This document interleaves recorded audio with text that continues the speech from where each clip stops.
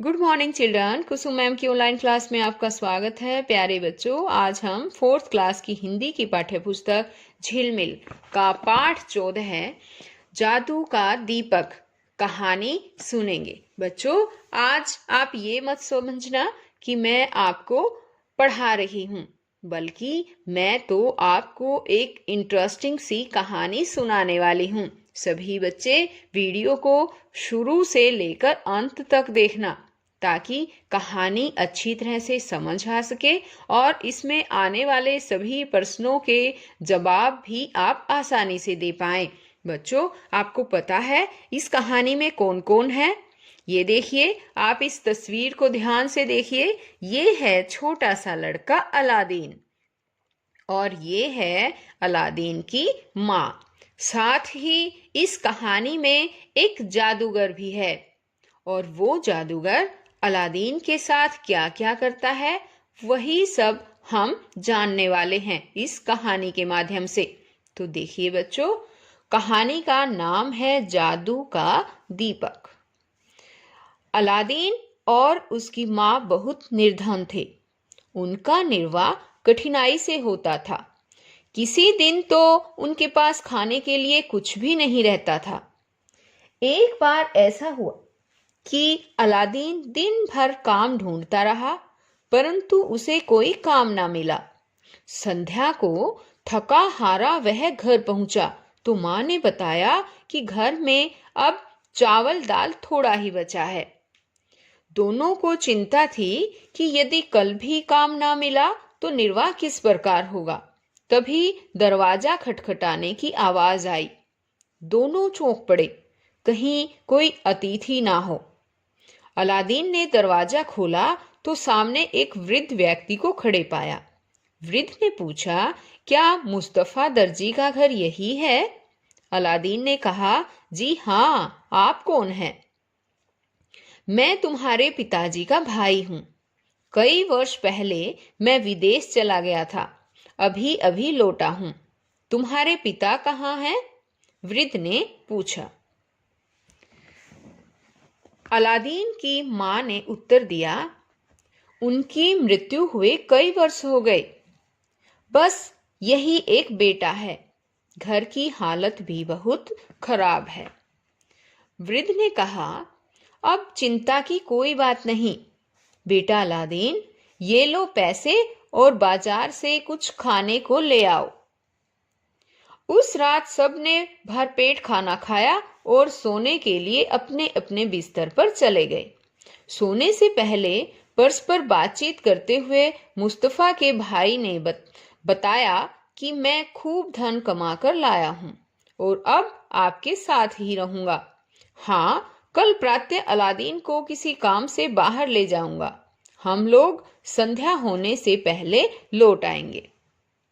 वास्तव में वह मुस्तफा का भाई ना था, एक जादूगर था।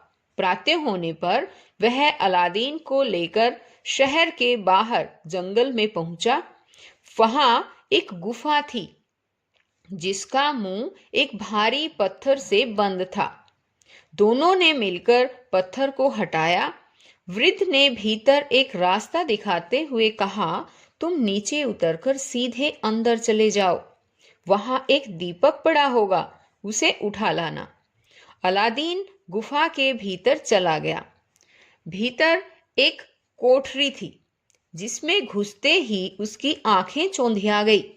वह आश्चर्यचकित हो इधर उधर देखने लगा। कोठरी हीरे, मोती और तरह तरह के रत्नों से भरी हुई थी। अलादीन ने उनमें से कुछ रत्न उठाकर अपनी जेब में भर लिए और कुछ अपनी झोली में डाल लिए। इतने में उसे अपने चाचा की आवाज सुनाई दी, जल्दी से दीपक मुझे पकड़ा दो।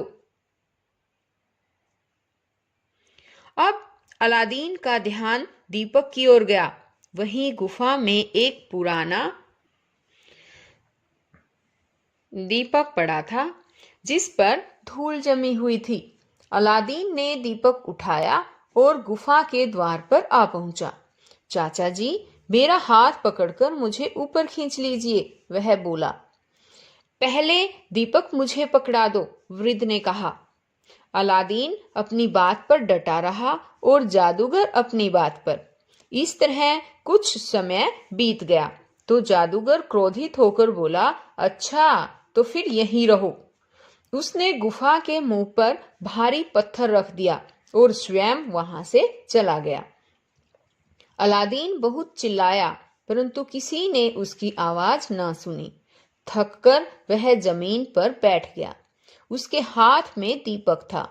किसी तरह रगड़ लग गई और एक जिन उसके सामने प्रकट हो गया। ये देखिए बच्चों, इस तस्वीर में, यहाँ देखो, ये अलादीन है और ये रहा दीपक, है ना?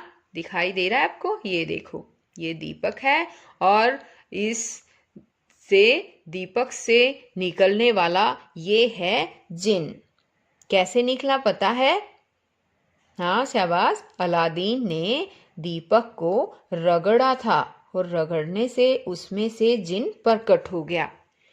अलादीन भय से कांपने लगा। ऊंची आवाज में जिन बोला, बोलिए मालिक, क्या आज्ञा है? अलादीन ने कांपते स्वर में पूछा, तुम कौन हो? जिन ने उत्तर दिया, मैं इस दीपक का सेवक हूँ। जिसके पास यह दीपक रहता है वही मेरा स्वामी होता है। अब अलादीन की जान में जान आई। वह बोला, मुझे मेरे घर पहुंचा दो। जिन ने पलक झपकते ही अलादीन को उसके घर पहुंचा दिया। अलादीन ने जिन से कहकर एक बहुत बड़ा महल बनवाया और उसकी मां के साथ उसमें सुख से रहने लगा। एक दिन अलादीन ने वहां के बादशाह की बेटी को देखा। उसके मन में शहजादी से विवाह करने की इच्छा हुई। उसने कई बहुमूल्य रत्न देकर अपनी मां को बादशाह के पास भेजा। बादशाह ने जब अलादीन की अपार धन दौलत के बारे में सुना तो अपनी बेटी का विवाह उसके साथ कर दिया। पति पत्नी सुख से रहने लगे। एक दिन अलादीन किसी काम से बाहर गया।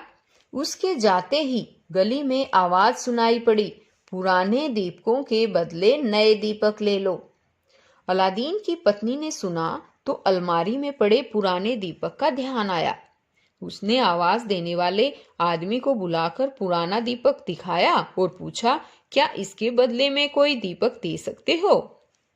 वृद्ध ने तुरंत कहा, हाँ हाँ, इनमें से कोई सा दीपक चुन लो।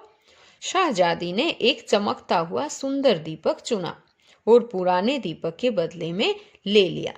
वह जैसे ही पीछे मुड़ी कि सारा महल हिलने लगा और पलक झपकते ही शहजादी समेत उड़ गया। अलादीन वापस आया तो शहजादी और महल को ना पाकर व्याकुल हो गया। इधर उधर पूछने पर मालूम हुआ कि कोई दीपक बेचने वाला आया था। वह तुरंत सब कुछ समझ गया।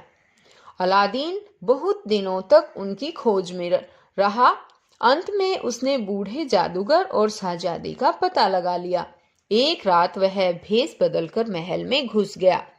जब महल के सभी लोग सो गए तो वह शहजादी के कमरे तक पहुंचा और धीरे धीरे दरवाजा खटखटाने लगा। शहजादी के पूछने पर उसने धीमे से अपना नाम बताया। शहजादी उसे देखकर बहुत प्रसन्न हुई। उसने बताया कि बूढ़ा बहुत बीमार है पर एक क्षण के लिए भी दीपक को नहीं छोड़ता। अलादीन ने शहजादी से कहा, जैसे ही उसे नींद आ जाए मुझे बुला लेना, मैं पास ही छिपा रहूंगा। शहजादी दूसरे दिन से वृद्ध को अपने हाथ से दवा पिलाती और भोजन कराती, परंतु बूढ़ा इतना चालाक था कि दीपक को हमेशा अपने सिरहाने रखता। जरा सा भी खटका होता तो वह चौंक कर उठ बैठता और दीपक को टटोलने लगता। एक दिन शहजादी ने उसे सोते देखा। उसने झट से दीपक निकालकर अलादीन को पकड़ा दिया। अलादीन ने शीघ्रता से दीपक को रगड़ा और जिनके प्रकट होने पर उससे कहा, शहजादी समेत मुझे मेरे देश ले चलो। जिन उन्हें लेकर चल पड़ा। बूढ़ा जादूगर पकड़ो पकड़ो चिल्लाता हुआ वहीं गिर पड़ा। उधर शहजादी के पिता की भी मृत्यु हो चुकी थी। उस देश का राज भी अलादीन को मिल गया। अब अलादीन और शहजादी प्रसन्नता पूर्वक अपना जीवन व्यतीत करने लगे। तो बच्चों, कैसी लगी आपको ये कहानी? मजा आया ना सुनकर? मुझे पता है सभी बच्चों को कहानी बहुत अच्छी लगती है। बच्चों, अब आगे है इसका अभ्यास, जो मैं आपको अपनी नेक्स्ट वीडियो में समझाऊंगी और सभी प्रश्नों के उत्तर भी लिखवाऊंगी। तो बच्चों, अगर आपने मेरे चैनल ऑनलाइन स्टडी हब को अभी तक सब्सक्राइब नहीं किया है तो प्लीज मेरे चैनल को सब्सक्राइब करें और साथ में दिए बेल आइकन को जरूर दबाएं ताकि आपको नोटिफिकेशन मिलता रहे और मेरी हर वीडियो सबसे पहले आप देख पाएं। तो बच्चों, फिर मिलते हैं नेक्स्ट वीडियो में। तब तक के लिए बाय बच्चों।